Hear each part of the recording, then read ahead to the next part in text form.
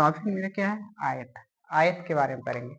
आप जो नहीं जानते होंगे उसके लिए भी, और जानते होंगे उसके लिए भी।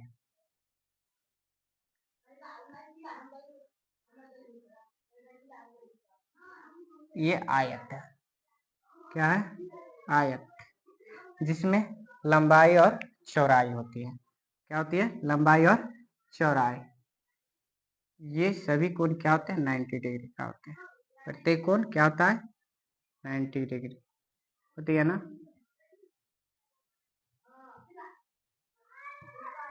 नाइन्टी डिग्री होता है।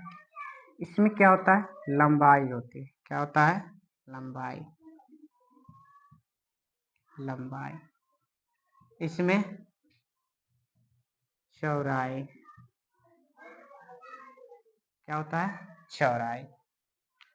लंबा भाग मतलब क्या, इसमें होता है आप आमने सामने की भुजा क्या होते हैं, बराबर होते हैं। क्या होते हैं, बराबर।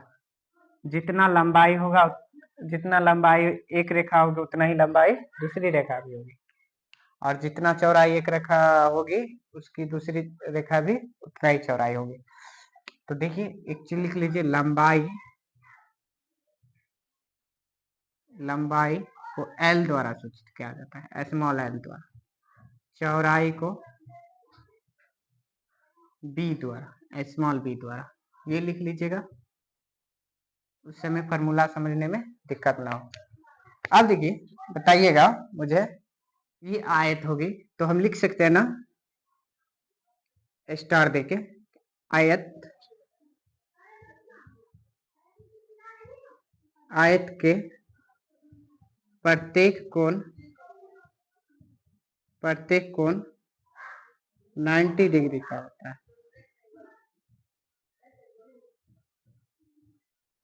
क्या होता है, 90 डिग्री का। देखिए सभी कोण क्या है, 90 डिग्री है। इसके बाद हम लिख सकते हैं ना, आयत के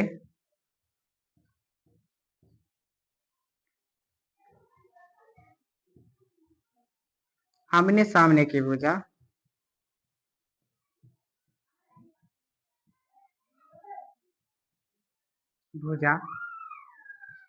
बराबर होता है। क्या होता है, बराबर होता है। फिर लिख सकते हैं इसमें, आयत के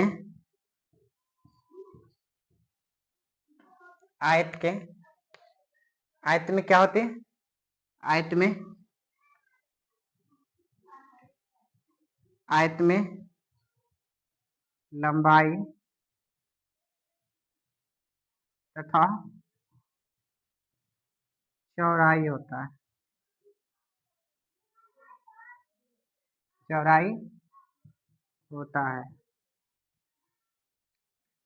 इसमें आपको देखिए कंफ्यूज करने के लिए बोल देगा कि लंबाई इतना है चौड़ाई इतना है। अगर सेम दे देगा तो ये कंडीशन इस पे लागू नहीं होगा। इसके लिए कंडीशन क्या है, आयत में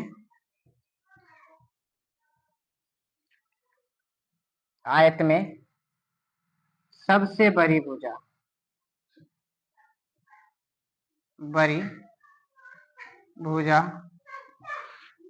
लंबाई होगा। क्या होगा, लंबाई तथा छोटी भुजा,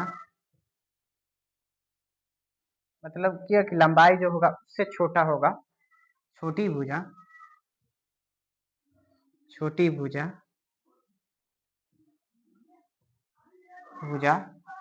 भुजा क्या होगा, चौड़ाई।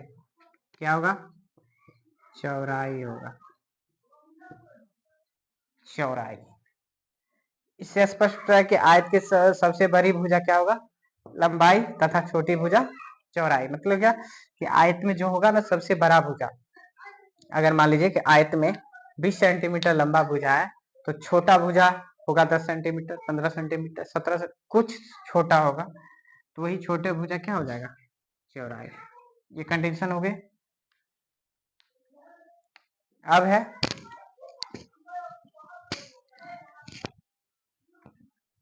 इसमें लिखिएगा, आयत कुल कोण का योग। योग कितना होता है 360 डिग्री, क्योंकि 90 डिग्री ये 90 डिग्री 90 डिग्री 90 डिग्री जोड़ेंगे तो 360 डिग्री। यहाँ तक समझ आई कंडीशन। इसमें और कंडीशन है। अब देखिए डेफिनेशन बनाने के लिए लिखिएगा कि आयत की आमने सामने की भुजा आपस में बराबर होते हैं तथा इसके प्रत्येक कोण 90 डिग्री होता है, उसे आयत कहते हैं। मतलब क्या कि आमने सामने की भुजा क्या होगा बराबर होगा, लेकिन आमने सामने की भुजा में क्या होता है जो एक लंबी भुजा होगी एक चौड़ी भुजा होगी। तो आमने सामने की भुजा बराबर होगी, तो आमने सामने की भुजा चौड़ाई जितना रहेगा उतना ही ये भी चौड़ाई और लंबाई जितना रहेगा उतना ही लंबाई होगा। तो एक कंडीशन पहला है आयत के प्रत्येक कोण 90 डिग्री होता है। आयत के आमने सामने की भुजा हमेशा क्या होते हैं बराबर होते हैं। आयत में लंबाई तथा चौड़ाई होता है। आयत में सबसे बड़ी भुजा लंबाई तथा छोटी भुजा क्या होती है चौड़ाई होती है। आयत के कुल कोणों का योग कितना होता है 360 डिग्री। यहाँ तक उतार लीजिए, समझ आए तो। अब पढ़ेंगे इसके सूत्र और फॉर्मूला। आयत बना लेते हैं, आयत बना लेते हैं।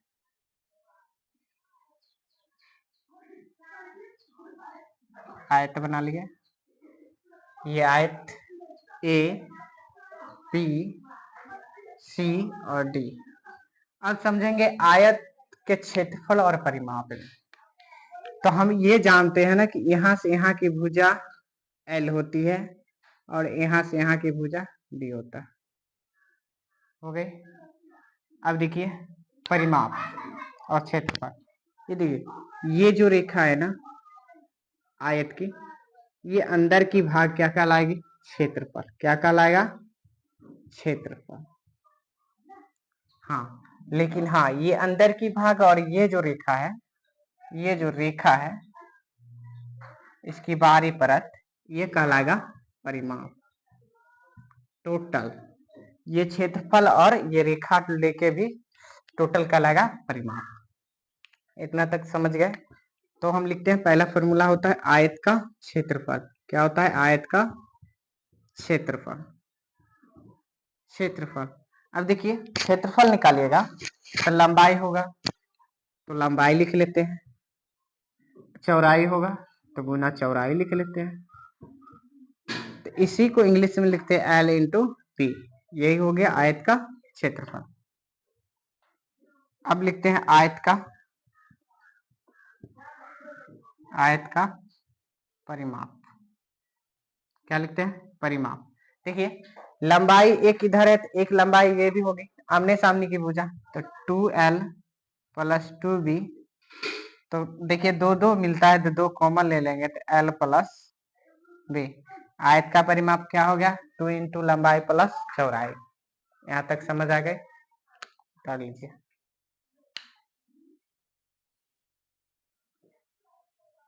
अब चलते हैं विकर्ण। देखिए आयत एक बना लीजिए, एक आयत बना लीजिए। इसमें जो ए बी सी डी, इसमें से बी जो बी से डी जो रेखा है वो कहलाएगी विकर्ण।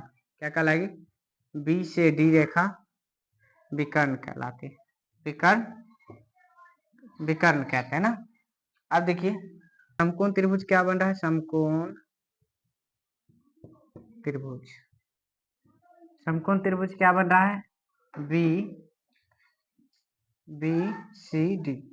ये क्या बन रहा है समकोण त्रिभुज। सी 90 डिग्री हो गया। तो हम पढ़ते हैं कि समकोण की 90 डिग्री की सामने की भुजा क्या होती है कर्ण होती है। क्या होती है कर्ण होती है। और खड़ी भुजा क्या होती है लंब होती है। और डी ये जो हो गई आधार हो गई बेस हो गई होती है ना। अब मान लीजिए कि ये मेरा बी है, ये मेरा बी है, लंबाई है ना, ये मेरा लंबाई है, ये मेरा चौड़ाई है। लंबाई और चौड़ाई दिया हुआ है आयत में, लंबाई और चौड़ाई दिया हुआ है। लंबाई और चौड़ाई दिया हुआ है, तो एक कर्ण बराबर समकोण त्रिभुज में फार्मूला होती है, कर्ण बराबर समकोण त्रिभुज से कर्ण बराबर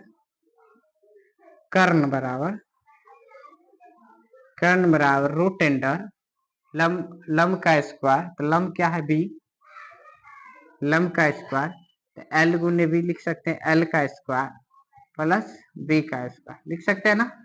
अब देखिए कर्ण का मतलब क्या है, यहाँ विकर्ण हो गया, विकर्ण बराबर कर्ण कर सकते हैं, तो विकर्ण बराबर लिख सकते हैं ना, विकर्ण बराबर किसका विकर्ण, आयत का विकर्ण बराबर लिख सकते हैं L square plus B square. यहाँ तक समझ आई। विकर्ण आयत का विकर्ण क्या हो गया, root under L square plus B square. चलिए उतार लीजिए, आज यहीं तक आयत में, और अगले सेशन में पढ़ेंगे इसके क्वेश्चन कैसे आते हैं उसके बारे में। ठीक है।